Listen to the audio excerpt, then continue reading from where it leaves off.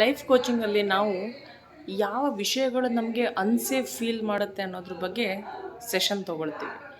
ಇದು ತುಂಬ ಮುಖ್ಯವಾಗಿರ್ತಕ್ಕಂಥ ಒಂದು ಸೆಷನ್. ಯಾಕಂತ ಹೇಳಿದ್ರೆ ಕೆಲವೊಂದು ಚಿಕ್ಕ ಪುಟ್ಟ ವಿಷಯಗಳು ನಮಗೆ ಅರಿವಿಗೆ ಬರೋದಿಲ್ಲ. ಉದಾಹರಣೆಗೆ ಹೇಳಬೇಕು ಅಂತಂದರೆ, ಯಾರೋ ಒಬ್ಬರು ನಮ್ಮ ಹತ್ರ ಬಂದಾಗ ನಮಗೆ ತುಂಬ ಅನ್ಸೇಫ್ ಫೀಲ್ ಆಗುತ್ತೆ.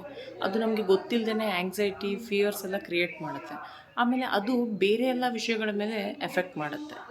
ಹಾಗೆಯೇ ಯಾರಿಗಾದರೂ ದುಡ್ಡು ಕೊಡಬೇಕಾದ್ರೆ ಅಥವಾ ನಮ್ಮ ಬಳಿ ದುಡ್ಡು ಬರುತ್ತೆ ಅನ್ನುವಾಗ ತುಂಬ ಒಂದು ಇನ್ಸೆಕ್ಯೂರ್ ಫೀಲಿಂಗ್ ಬರುತ್ತೆ, ಭಯ ಹುಟ್ಕೊಳ್ಳುತ್ತೆ. ಹೀಗೆ ನಾನಾ ವಿಷಯಗಳಲ್ಲಿ ನಮಗೆ ತುಂಬ ಅನ್ಸೇಫ್ ಫೀಲ್ ಆಗುತ್ತೆ. ಸೊ ಇದ್ರ ಮೇಲೆ ನಾವು ಕೆಲಸ ಮಾಡದೆ ಹೊರತು ನಮ್ಮಲ್ಲಿ ಒಂದು ಪೀಸ್ ಆಫ್ ಮೈಂಡ್ ಉಳಿಲಿಕ್ಕೆ ಸಾಧ್ಯ ಇಲ್ಲ, ಹಾಗೆ ನಮ್ಮ ಗ್ರೋತ್ ಆಗ್ಲಿಕ್ಕೆ ಸಾಧ್ಯ ಇಲ್ಲ.